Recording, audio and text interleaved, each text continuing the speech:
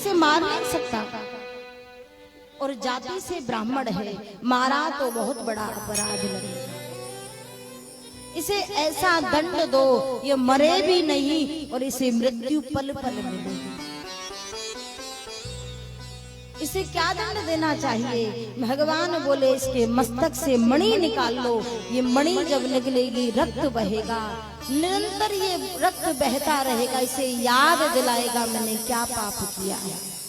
आज मणि को निकाल लिया है, रक्त बह रहा है, निरंतर उसे याद दिला रहा है क्या पाप किया है। आज भी अश्वत्थामा जीवित है, आज भी नहीं मरा है अश्वत्थामा।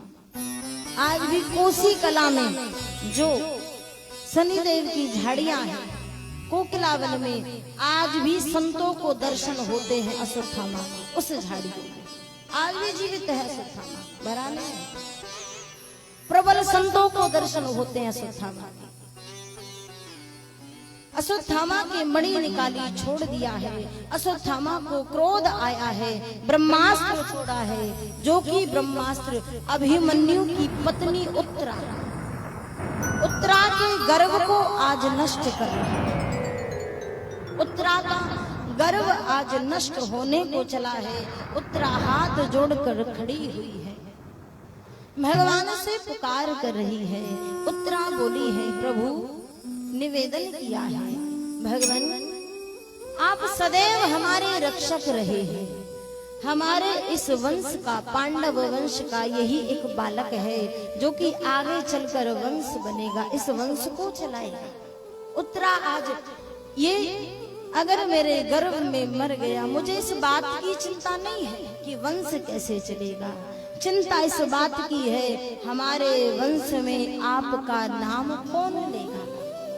अगर ये मर गया तो आपका नाम कौन लेगा।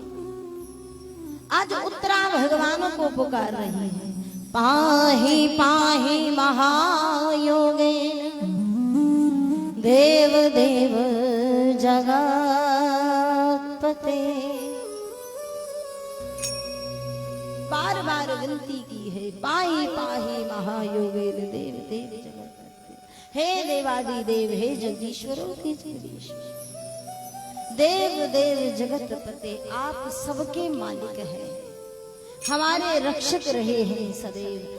और अब जो मेरे गर्भ में बालक पल रहा है, बोली है, नान्यम तद भयम पश्ये यत्र मृत्युहा परस्परम, यत्र मृत्युहा परस्परम। कहा है भगवान, नान्यम तुद भयम पश्य, मुझे इस चीज का पछतावा नहीं है कि मेरा गर्भ नष्ट होगा। पछतावा इस बात का है कि अगर ये नष्ट हो गया तो अभिद्रवती मामीश सरस तप्त यशो प्रभो काम मदहुति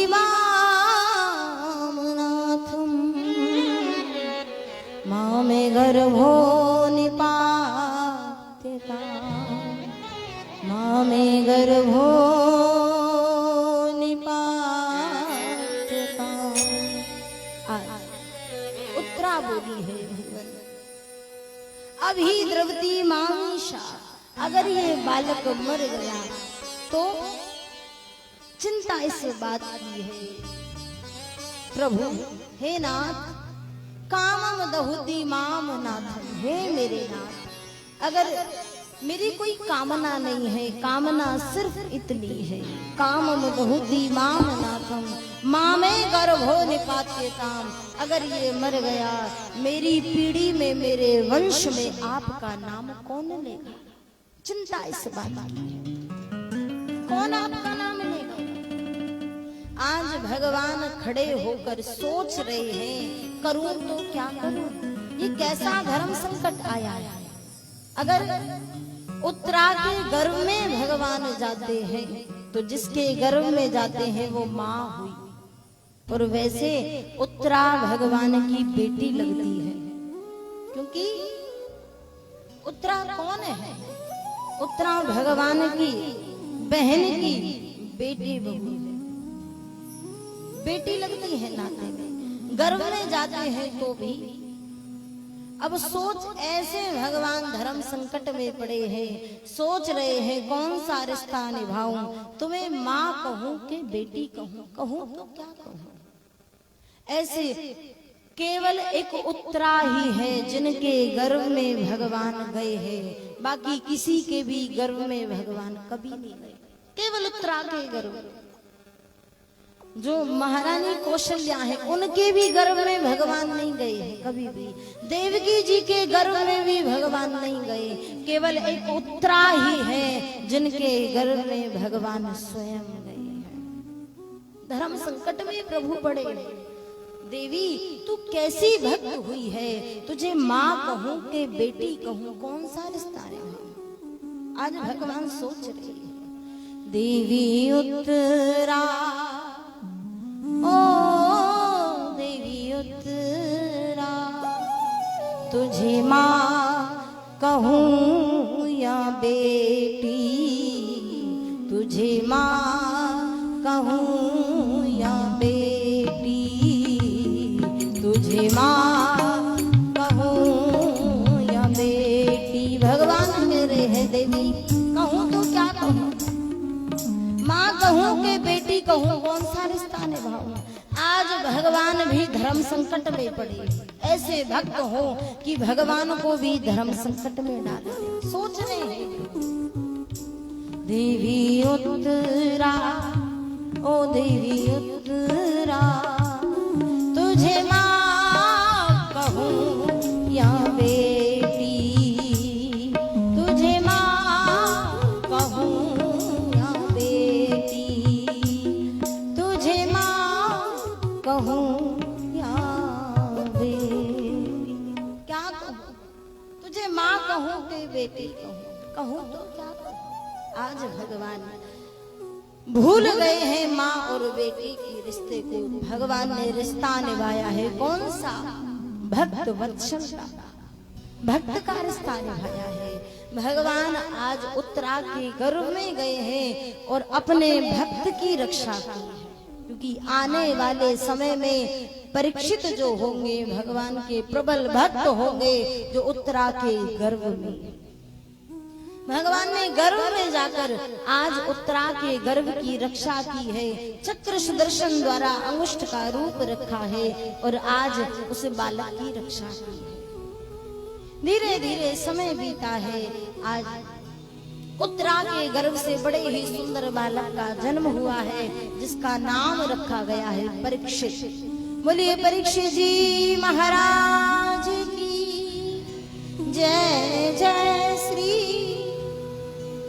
परीक्षित जी का जन्म हुआ है, इधर परीक्षित जी का जन्म हुआ, बड़े प्रेम से सब रह रहे हैं। रात्रि हुई है, रात्रि में भगवान बंसी बजा रहे हैं। कैसी, करुण टेर की बंसी, जैसे भगवान को अपार दुख हो। करुण टेर की बंसी को सुनकर आज युधिष्ठिर जी गए हैं, जाकर पूछा है क्या बात है भगवान, सब कुछ ठीक है, हमारे यहाँ बालक ने भी जन्म ले लिया है, सब आनंदित है, हम युद्ध भी जीत चुके हैं, अब आपको किस चीज का दुख है। भगवान बोले हैं युधिष्ठिर, आज मुझे उस भक्त की याद आ रही है जो मेरा भक्त कुरुक्षेत्र में मेरे राह तक रहा, मुझे याद कर रहा है, जो बाणों की सैया पर पड़ा हुआ है, उस भक्त की याद आ रही है।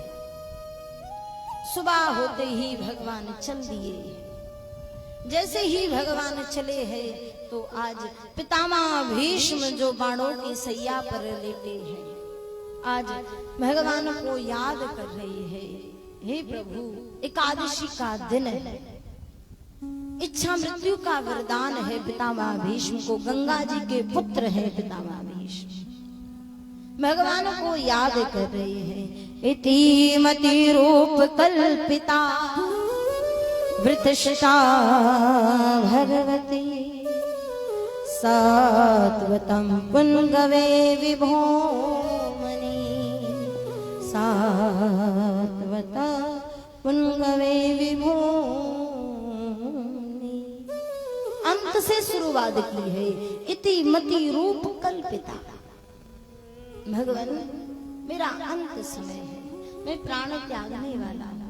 आज तक मैंने प्राणों को रोक रखा केवल आपके लिए, क्योंकि मैं आपकी मुस्कुराती हुई छवि के दर्शन करते हुए प्राणों को त्यागना चाहता हूँ। और मेरे अंदर एक प्रश्न चल रहा है, उसका उत्तर मुझे चाहिए। प्रबल भक्त है पितामह भीष्म भगवान, देवव्रत जिनका नाम है, जिन्होंने प्रतिज्ञा कर ली वो कभी टूटी नहीं है, वो है पितामह भीष्म। जैसे ही भगवान आज पधारे हैं, भगवान से प्रश्न किया है, भगवान एक बात बताइए, 100 जन्म तक की मुझे याद है कि मैंने कोई अपराध नहीं किया जो मैं बाणों की सैया पर, क्योंकि मृत्यु तो कर्म से मिला करती है ना। मेरा ऐसा कौन सा अपराध हुआ जो मैं बाणों की सैया पर हूं? क्या अपराध किया जो मुझे भोगना पड़ा है? भगवान बोले हैं, भीष्म तुम्हें 100 जन्म तक की याद है, लेकिन 102 जन्म पर जाओ, 2 जन्म और आगे बढ़ो।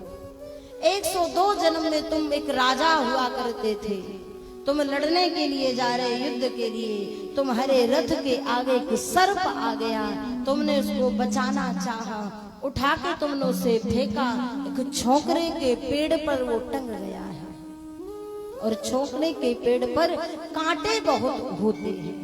जैसे जैसे वो कांटे उस सर्प में लगे हैं, वो रक्त बहा है, उस सर्प ने श्राप दे दिया है, जैसे मृत्यु मेरी आई है, समय आने पर जब उचित समय आएगा तेरी भी मृत्यु राजन ऐसे ही होगी। उस सर्प के श्राप से तुम बाणों की सैया पर, भगवान ने बताया है 100 जन्म तक तुमने कोई अपराध नहीं किया तो ये पाप तुम्हारा नहीं आया है। अब तुमने धर्म को छोड़कर अधर्म का साथ दिया, इसलिए तुम्हारा वो पाप आज जन्म लेकर आ गया है। हम लोग कहते हैं ना, इतनी अच्छा कर्म करते हैं फिर भी क्यों दुखी है? ये तो पहले लिख चुका है लेखा जोखा, जो आज हम दुख भोग रहे हैं ये अब का नहीं, कभी करके आए हैं जो भोग रहे हैं। ये कभी नहीं सोचना चाहिए। बहुत लोगों का प्रश्न होता है ये कि हम दुखी क्यों हैं, हम तो इतना भला करते हैं। जरूरी नहीं है कि इसी जन्म में आप कभी करके आए हो सो भोग रहे हो, अब का नहीं। भगवान ने समझाया है पितामह भीष्म को। पितामह भीष्म ने 5 पांडवों को आज बड़ी ही सुंदर राजकाज की बातें बताई हैं। द्रौपदी जी सुन रही हैं। आज राजकाज की धर्म उपदेश को सुनकर द्रौपदी जी हंसने लगी है, कहने लगी, आज पितामह आप ऐसी बात कर रहे हो, उस दिन जब मेरा चीर हरण हो रहा था, जब मेरी साड़ी खींची जा रही थी, उस समय कहाँ थे आप भी तो वही थे जब आपका ये धर्म उपदेश कहाँ चला गया था? पितामह भीष्म बोले हैं, पुत्री मैं वहीं पर था, लेकिन मैंने दुर्योधन का नमक खा रखा था, उसका ऋणी था, मैं बोल नहीं सकता था। और आज अर्जुन ने मुझे बींद करके दुर्योधन का जो नमक खा रखा उस रक्त को निकाल दिया है। अब मैं किसी का ऋणी नहीं हूं, इसलिए उपदेश कर रहा बोले। आज भगवान बोले हैं, ठीक है। उसके बाद आज पितामह भीष्म ने विनती की है, प्रभु जो है सब ठीक है, लेकिन हे नाथ आज मैं अपने प्राणों को त्यागना चाहता हूँ। आपसे विनती है कि आप मेरे सामने खड़े हो जाएं। भले दुनिया कहे, मुझे नहीं फर्क पड़ता कि पितामह भीष्म ने भगवान को अपने चरणों की ओर खड़ा किया, लेकिन प्रभु मेरे लिए तो केवल आप हो, मुझे दुनिया से मतलब नहीं है, कुछ भी कहे, लेकिन मैं तो आपके चेहरे को देखता हुआ अपने प्राणों को त्यागना चाहता हूँ। हे प्रभु आपके लिए भक्त 1000 हैं, लेकिन मेरे लिए तो सिर्फ आप हो भगवान। दुनिया क्या कहेगी मुझे नहीं मतलब, परंतु आपसे विनती है कि आप मेरे सामने खड़े हो जाएं, क्योंकि आपके अलावा मेरा कोई नहीं है। आज तक मैंने अपने प्राणों को केवल आपके इंतजार में रोके रखा है। प्रभु आप मेरे सामने खड़े हो जाइए। आज पितामह भीष्म के सामने भगवान खड़े हैं। पितामह भीष्म पुकार रहे हैं, तुम्हें मुझसे हजारों हैं, मगर मेरे तुम ही तुम हो। तुम्हें मुझसे हजारों हैं, मगर मेरे तुम ही तुम हो। तुम्हें मुझसे हजारों हैं, मगर मेरे तुम ही तुम हो। जरा सोचो, जरा सोचो, हमारी और क्या कोई सुनने वाला है। जरा सोचो, हमारी और क्या कोई सुनने वाला है। मेरा माधव चक्रधारी जमाने से निराला है। मेरा चक्रधारी जमाने से निराला है। न गोरा है न काला है, न गोरा है न काला है, रंगीला है रसीला है, रंगीला है रसीला है।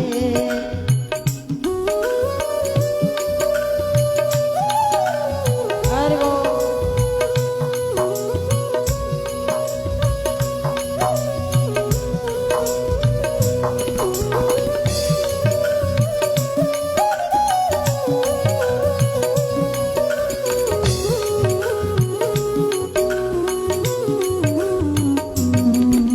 आज पितामह भीष्म विनती कर रहे हैं, भगवान आपके हजारों भक्त हैं, लाखों मर गए करोड़ों तैयार खड़े हैं, कमी नहीं है भक्तों की प्रभु, लेकिन मेरे और भी निहारो, क्योंकि आपके अलावा मेरी कोई सुनने वाला नहीं है। पूरा जीवन निकल गया है, पूरा जीवन दूसरों के लिए जिया।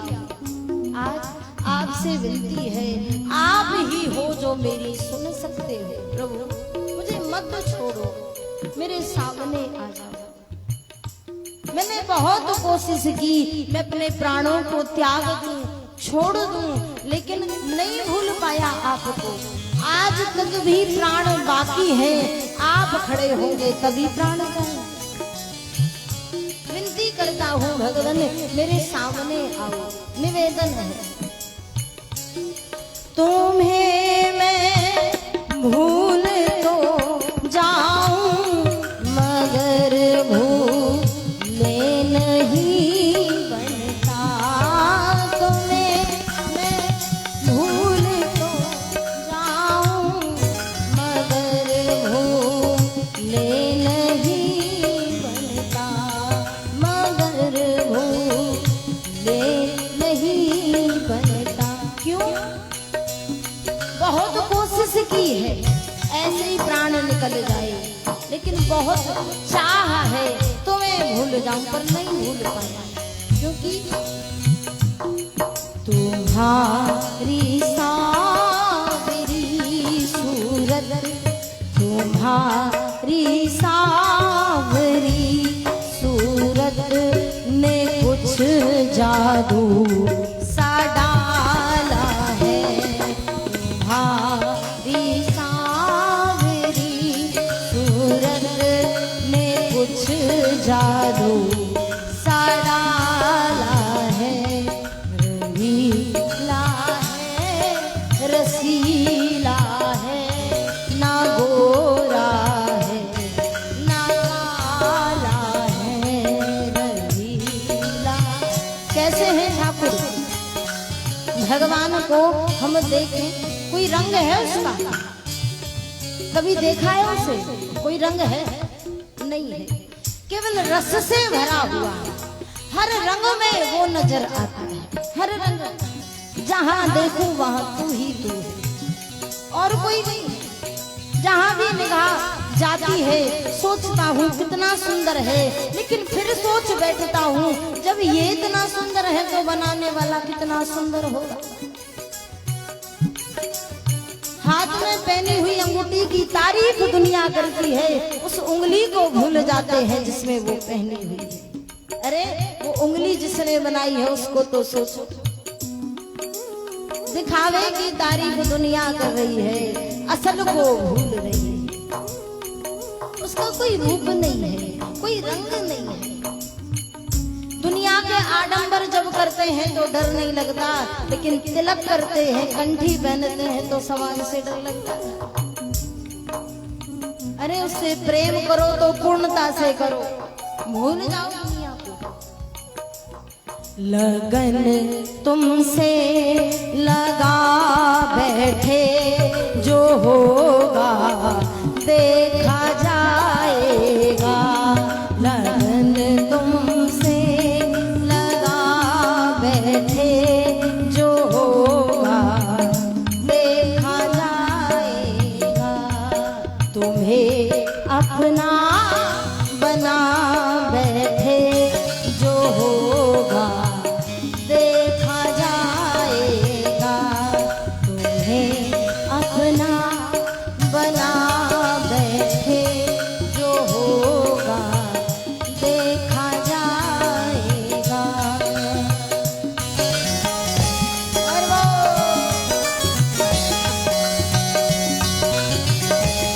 मीठी मीठी तालियों के साथ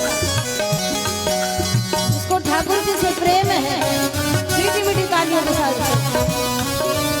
और वो बोलो राधा रानी की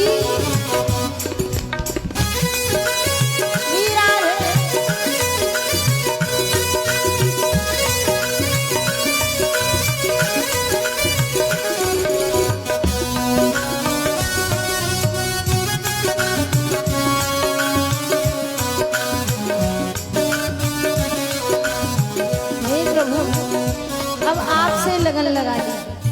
चाहे दुनिया आबाद करे या बर्बाद करे, अब चिंता नहीं, क्योंकि भिखारी तो बन चुके हैं। अब जो भिखारी बन गया उसे भीख मांगने में क्या शर्म?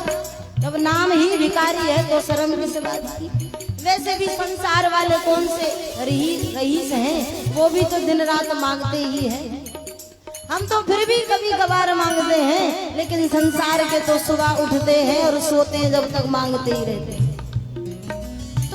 भिखारी बनने में कोई बड़ी बात नहीं है। हम तो तेरे भिखारी हैं, संसार तो माया का भिखारी है। इसलिए अब डर नहीं है, जो होगा देखा जाए।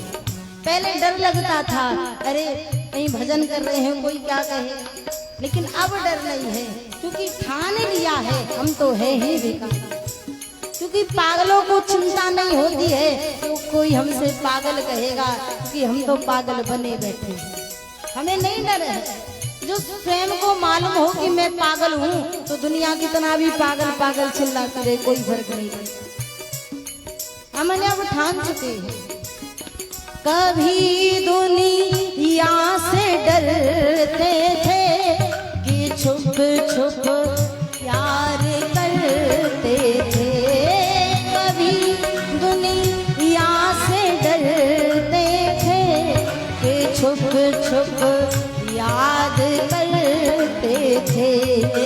एक छुप छुप याद करते थे।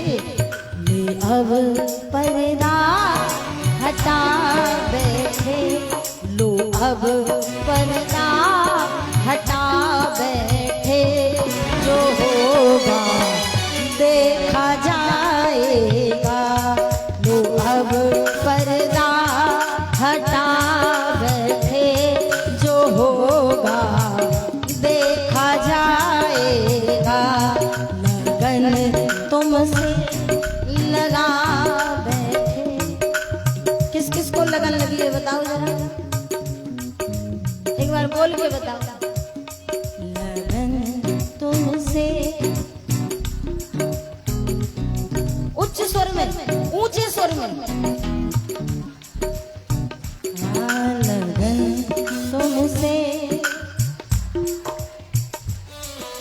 होगा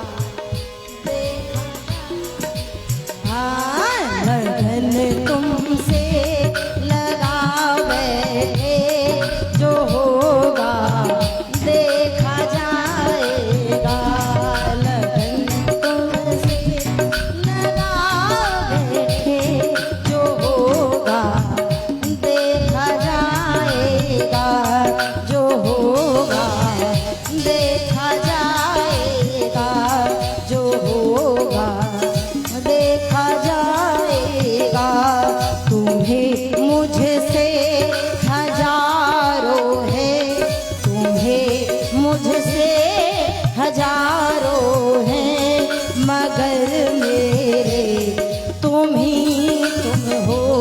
तुम्हें मुझसे हजारों हैं मगर मेरे तुम ही तुम हो।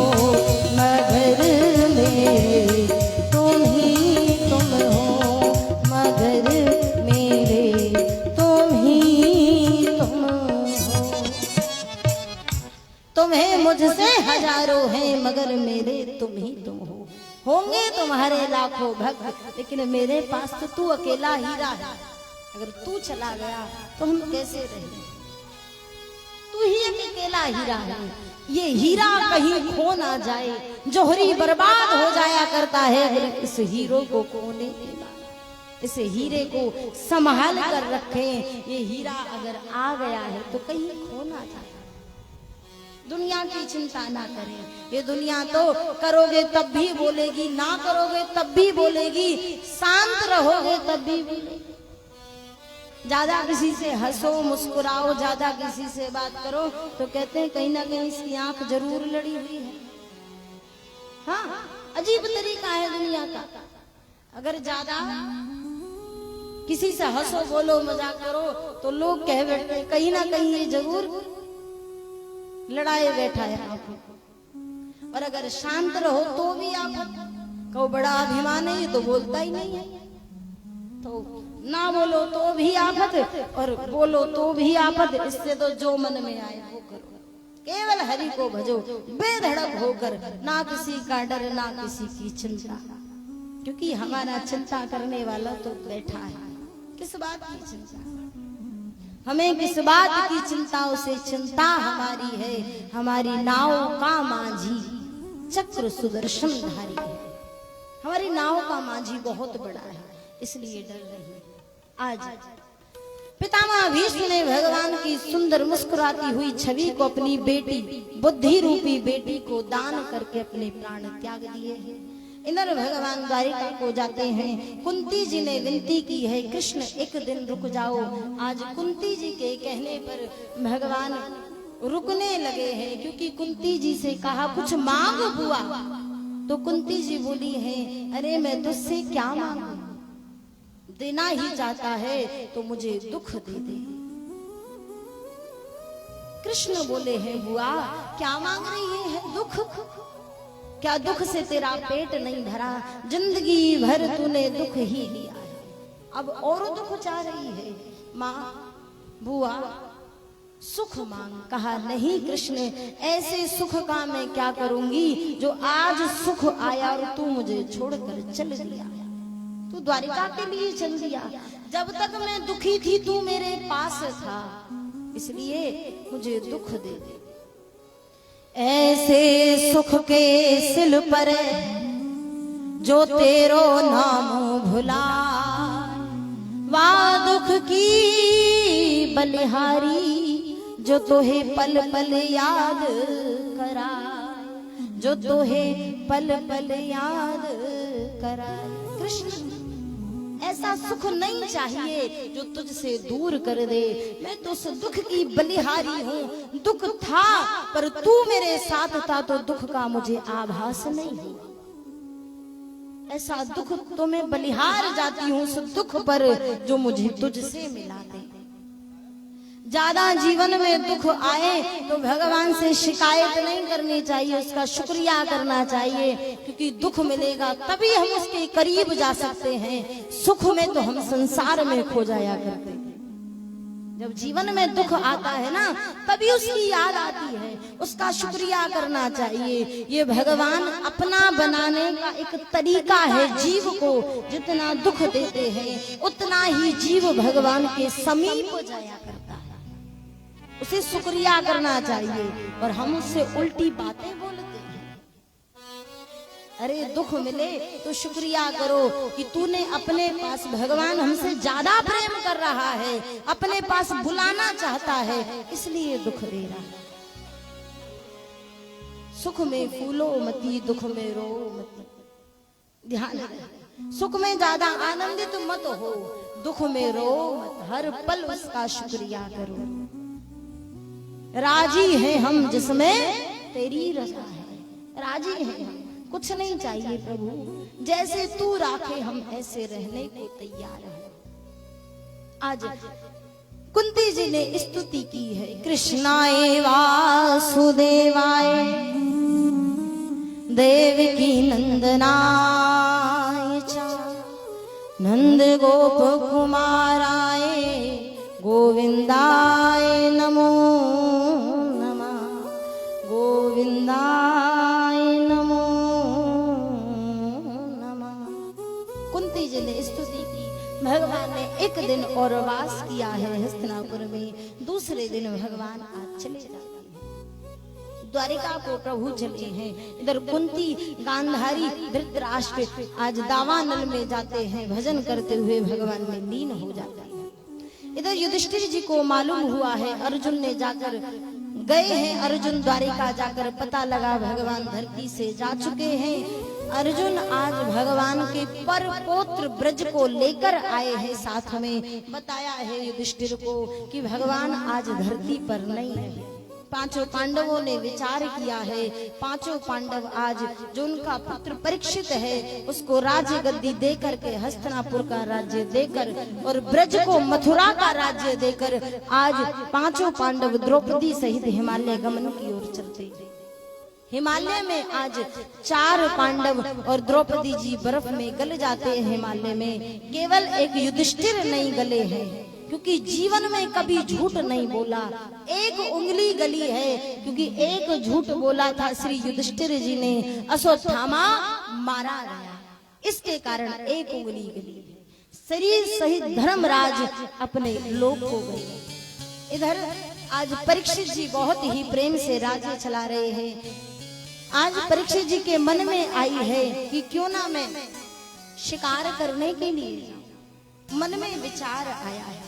परीक्षित जी चले हैं। एकदा धनुरुध्य में विचरन् मृगयां वने, मृगननुगता शान्तः क्षुधितस्तशिष्टो भ्रशत्।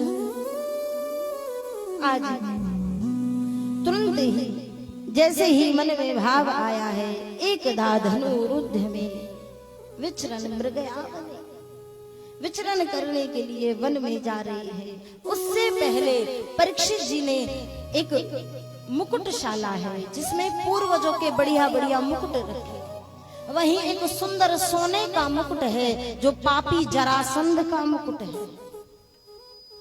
पांडवों ने जब जरासंध को हराया है तो मुकुट ले जाकर रख लिया था। आज वही सुंदर मुकुट पर परीक्षित जी की नजर गई है। परीक्षित जी ने उस मुकुट को पहना है, उसे पहनकर वन की ओर शिकार करने के लिए गई।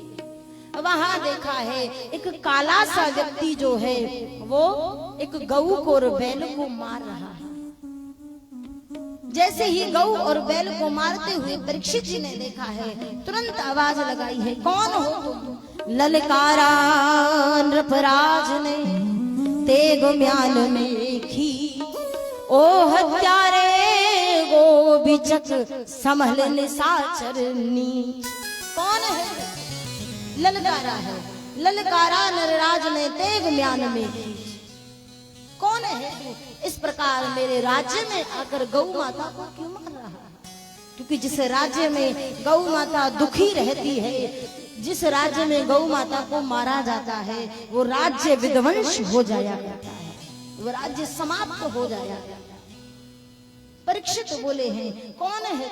जा यहाँ से, वरना तुझे अभी मार दूंगा। बैल रूपी धर्म है जिसकी 3 टांगे तोड़ दी है, एक केवल बची है। कलयुग में धर्म की केवल एक ही टांग, एक ही पैर है, एक ही चरण है केवल। जब गऊ को मारते हुए देखा है, परीक्षित जी ने ललकारा है, आज वो काला सा व्यक्ति कोई और नहीं, जैसे ही भगवान गए हैं कलयुग प्रारंभ हो गया है, कलयुग आ गया। आज वो जो काला सा व्यक्ति कोई और नहीं, वो कलयुग है। जैसे ही परीक्षित ने ललकारा है, परीक्षित जी की ललकार को सुनकर आज कलयुग हाथ जोड़कर क्षमा मांग रहा है। हमसे भूल हो गई, मैं आपकी शरणागति हूँ राजन, मुझे मारो नहीं, छोड़ दो। और जो शरणागति होता है उसे कभी मारना नहीं चाहिए। परीक्षित जी अच्छे राजा है, प्रबल राजा है, भगवान के कृपा पात्र है, इसलिए शरणागत जब कलयुग आया है तो कह दिया ठीक है, मैं तुझे मारता नहीं हूं, तू मेरे राज्य से चला जा।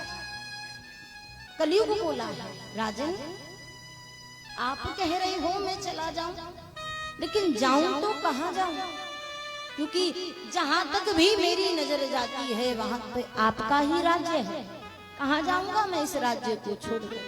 तो कहा ठीक है, मैं तुझे 5 जगह देता हूं, कलयुग को 5 जगह दी, 5 जगहों में तुझे स्थान देता हूं, तू रहना। कौन कौन सी? एक जगह जहां मदिरा पान किया जाता हो वहां कलयुग का वास है। ध्यान दें, हम लोग कहते हैं ना क्या करें कैसे भक्ति करें, कलयुग आ गया है। कलयुग हर जगह पर नहीं है, कलयुग की भी सीमाएं हैं। ये तो हम लोगों ने बचने के लिए कलयुग का सहारा लेते कि हम बच जाए। जैसे कामचोर व्यक्ति नहीं होता, कामचोर व्यक्ति बस ढूंढता है कैसे बचूं मैं काम से, वही हम लोगों की प्रवृत्ति है। हम भजन से बचते हैं, कैसे भगवान से बचे कि महाराज कैसे भजन करें, कलयुग आ गया। तो सुनिए, कलयुग की भी समय सीमा है, कलयुग कौन कौन से स्थान पर है। भूल कर भी इस बात को ना बोले कि कलयुग है कैसे भजन करे, भजन नहीं होता।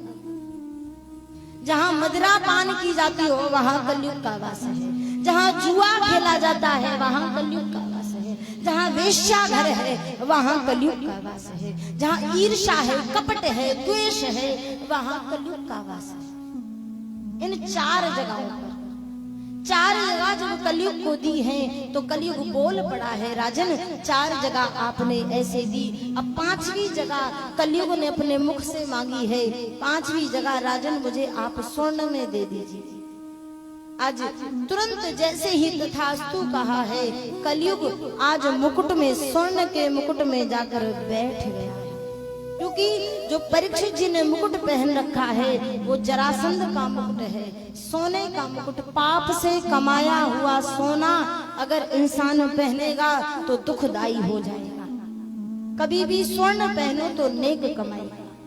आज तुरंत ही कलयुग बैठा है, परीक्षित जी की बुद्धि पलट गई है। तुरंत परीक्षित जी गए हैं, शमिक ऋषि के पास गए हैं, जल मांगा है। शमिक ऋषि ने आज जल नहीं दिया, मृत सर्प लेकर के शमिक ऋषि के गले में डाला है। गले में डालकर आज परीक्षित जी अपने महल की ओर लौटे हैं। इधर आज शमिक ऋषि के जो पुत्र हैं, श्रृंगी ऋषि को मालूम हुआ है। श्रृंगी ऋषि ने कौशिकी नदी से जल उठाया और कहा, जिसने भी मेरे पिता के गले में मृत सर्प डाला है, आज से 7वें दिन उसे तक्षक नाग डस लेगा, उसकी मृत्यु हो जाएगी। आज तभी शमिक ऋषि के नेत्र खिले हैं। खुलते ही आज गौरमुख नाम के शिष्य को भेजा है। परीक्षित जी को मालूम हुआ है, मुकुट जैसे ही उतारा ध्यान हुआ है कि मैं श्रापित हो गया हूँ। आज परीक्षित जी ने अपने पुत्र जैनमेज्य को राजकाज दिया और गंगा के किनारे श्री परीक्षित जी चले गए, सबको छोड़ छाड़ दिया। गंगा के किनारे आज परीक्षित जी गए हैं। वहां जैसे ही पहुंचे हैं, परीक्षित जी को देखकर वहां जितने भी ऋषि मुनि खड़े हुए हैं अन्य अन्य उपाय बता रहे हैं, परंतु परीक्षित जी बोले क्या इससे मोक्ष मिलेगा। परीक्षित जी आज हट पकड़ के बैठे हैं, मुझे अगर श्राप लगा है तो मोक्ष दिलाने वाला जरूर आएगा। आज तभी भगवान की कृपा से वही जो श्री सुखदेव महाराज जिन्होंने शिक्षा प्राप्त की अपने पिता श्री वेद व्यास जी से, वही श्री सुखदेव महाराज आज परीक्षित जी के सामने आ रहे हैं। आइए प्यारी सी सुंदर सी झांकी श्री सुखदेव महाराज की हम सभी दर्शन करेंगे। आप सभी से निवेदन है कि स्थान से खड़े ना हो, जो मुख्य यजमान बने हैं वही केवल पूजा करें, बाकी बोलिए श्री सुखदेव महाराज की जय जय जय श्री राधे।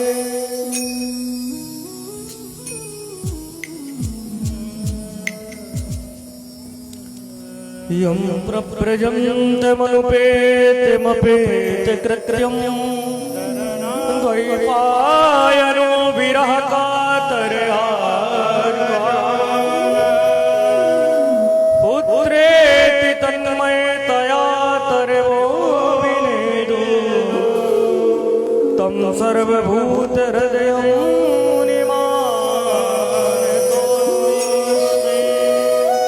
बोलो श्री सुखदेवाय नमः। सर्वोपचारार्थे गन्धाक्षतपुष्पाणि समर्पयामि। श्रीचन्दं गन्धनं दिव्यं गन्धाढ्यं सुमनोहरं विलेपनं सुरश्रेष्ठ चन्दनं प्रतिगृह्यता। श्रीव्यासाय नमः। चन्दनानुविलेपयामि। ॐ चन्द्रमा मनसो जातचक्षो सूर्यो जायत श्रोत्राद्वायुष्य प्राणस्य मुखादग्निरजात। आइए ये आरती का थाल अभी हटा ले। सभी से निवेदन है जो भी पूजन करना चाहते हैं एक एक करके पूजन करें, और अगर व्यवस्था को खराब ना करें। आपसे निवेदन है जो ये कार्य करता है भैया, दो जने चले जाएं बीच में, जो भी देना चाहता है वो आपको दे देंगे, आप लाकर यहाँ रख देना उनकी न्योछावर।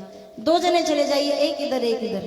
जो भी न्योछावर देनी है आपको पूजन की, उनके झोली में जो डाल दें आप उनको दे दें, अपनी स्थान से ना खड़े हो। आइए हरि की कथा सुनाने वाले, हरि का नाम सुनाने वाले, तुमको लाखों प्रणाम, तुमको लाखों प्रणाम। तुम